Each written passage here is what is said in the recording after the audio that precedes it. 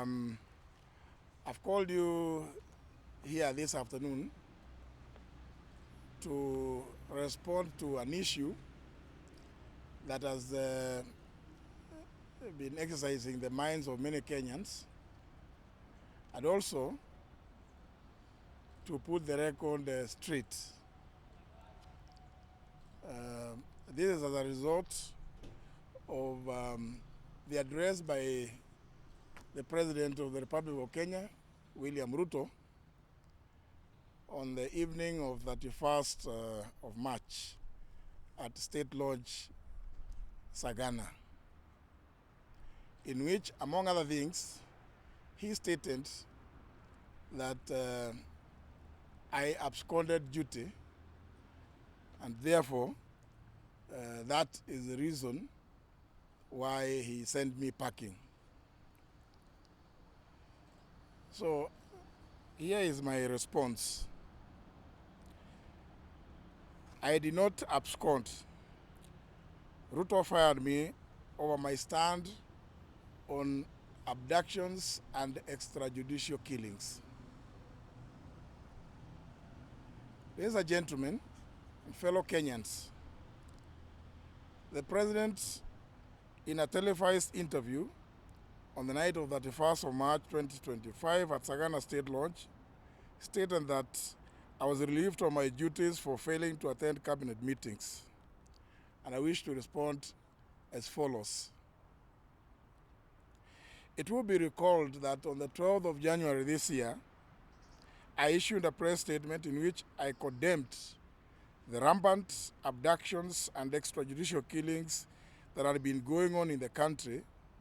And in that statement, I called upon the government to rise to the occasion and release all those who are held in captivity and bring to book the perpetrators. Subsequent to that statement, I was challenged, as many Kenyans would recall, to go and record a statement with the DCIO Kilimani because, in their own words, the matter was under active investigations. In obedience to that challenge, on the 14th of January this year, I recorded a comprehensive statement at the DCIO Kilimani. In that statement, I raised many fundamental issues as to how, among others, my son had been abducted and later released at the intervention of the President. This elicited calls for my resignation or sacking, including from several cabinet members and leaders from both houses of parliament. There have been, for the record, this year, 3 cabinet meetings to date. The first one being on the 21st of January at Kakamega State Lodge. As usual, I received the invitation to attend the cabinet meeting, as well as the agenda of the cabinet meeting. After going through that agenda list, I realized that there was no agenda touching on the question of abductions and extrajudicial killings. Yet even, as we all know, even the President himself, on the 27th of December last year, at a rally, public rally in Homa Bay, when challenged about that issue, he pledged to put an end to abductions.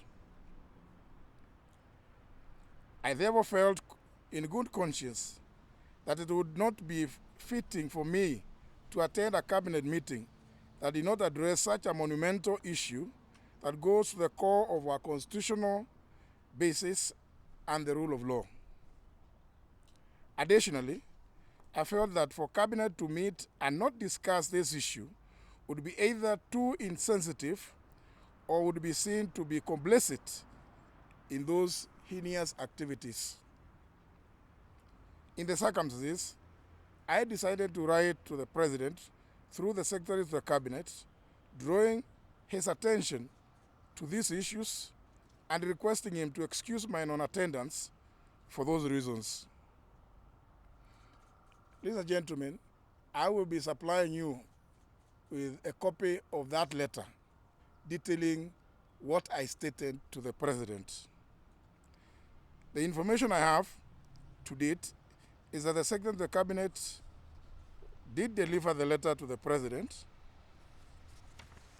but no response. The next Cabinet meeting was a special one called on the 11th of February 2025, and I received both the invitation and the agenda of the meeting. Like in the first instance, I went through the agenda and found that the issues of abductions and extrajudicial killings were still not listed. I again wrote to the President directly this time, drawing his attention to my earlier letter dated 20th of January this year, and stated that I found it untenable for the highest decision-making body of the state to continue sweeping the matter of abductions and extrajudicial killings under the carpet. I stated therein that I would not attend any other cabinet meetings until the issues of abductions and extrajudicial killings were listed as an agenda for discussion, debate, and resolution on the way forward.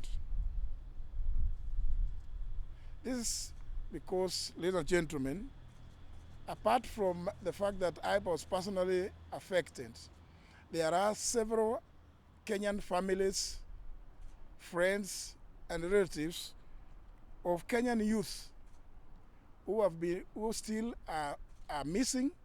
Others have been found dead, and others released after undergoing a lot of torment.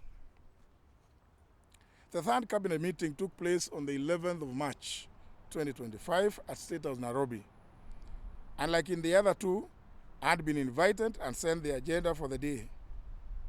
The item on abductions and extrajudicial killings was still missing on the agenda. Once again, I wrote directly to the President in a letter dated 10th of March, again referring to the previous two letters and reiterating my position. And I did beseech the President this time around to direct that the vexing issue of abductions and extrajudicial killings in our country be prioritized and placed on the agenda for any future cabinet meetings. Ladies and gentlemen, to date, the President has never acknowledged receipt nor responded to any of my letters, clearly thereby indicating that the matter of abductions and extrajudicial killings is not worthy of his attention or that of the cabinet. After each cabinet meeting, as you all know, we, and I in particular, regularly receive, without failure, a dispatch from the cabinet indicating all the matters that have been discussed and the decisions thereof, but the matter of abductions and extrajudicial killings has never been discussed. I was therefore, like many Kenyans, was surprised to hear the President on live television on the evening of the 31st of March, stating that the issue had been discussed in cabinet and had been resolved. Since my reasons for not attending cabinet are clearly stated in the letters that I have referred to, the inference one draws from my sacking is that raising the issue of abductions and extrajudicial killings must be terribly annoying to the President. It is no wonder that those closest to the President have variously been in different fora calling for my resignation and or sacking. From what I've stated above, it is clear that what the President has said about my not attending cabinet meetings is untrue and perhaps confirms what we have been seeing on social media, where many Kenyans are overwhelmingly doubting anything that the President says.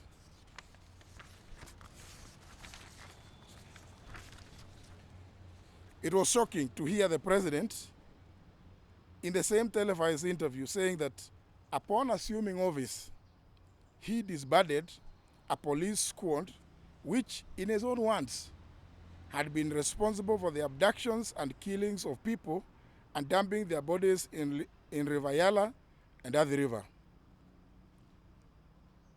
The question all of us are asking is, if the president knew of the existence of such a squad that committed such heinous crimes, should the members of such a squad face the full weight of the law for the crimes they have committed, indeed murders, if only to give relatives of the deceased some measure of justice for the lives wrongly and wantonly taken away by that squad or members thereof?